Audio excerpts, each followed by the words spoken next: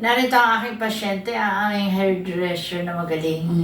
Oo, tapos, ayan, panangin natin kung ano nangyari, kung bago dumating, anong kanyang naramdaman, at after ng therapy, anong naramdaman ngayon. Sige. Noong una, bago ako pumasok dito. Sister Oya. Masakit yung mga paa ko. Hindi ako makalakad. Nakakalakad pero masakit siya iapak. Yan. Tapos yung tagiliran ko medyo masakit. So ngayon, na-therapy ako. Sarap ng pakiramdam, sarap ng ginhawa talaga, ano na yung paa ko. Nai-stretch ko siya, naitatayo ko siya ng diretso.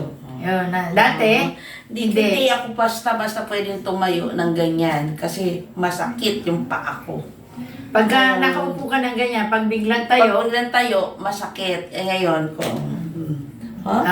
maluwag. Maluwag. Okay, so, hi guys, thank you. Tingnan mo naman, the goodness of God, no? Yes. Kaya I will continue to vlog the goodness of God kasi maraming nakakaranas nito.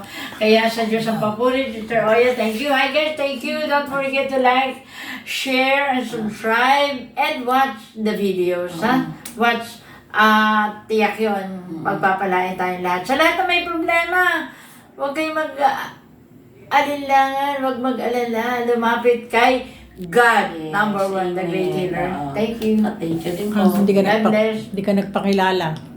Ay, ako po si Gloria. Gloria Wabina po. Sister Oya yan. Oya po. Ng, ano yan? Sa Nowells. Yeah, taga Nowell. Taga Nowells po. Yeah. Salon de Manila. Yes. God bless. Bye-bye. Thank you po. Tingnan. Ay, sarap. Lakad. Lakad. Di ba, diretso? Ayun.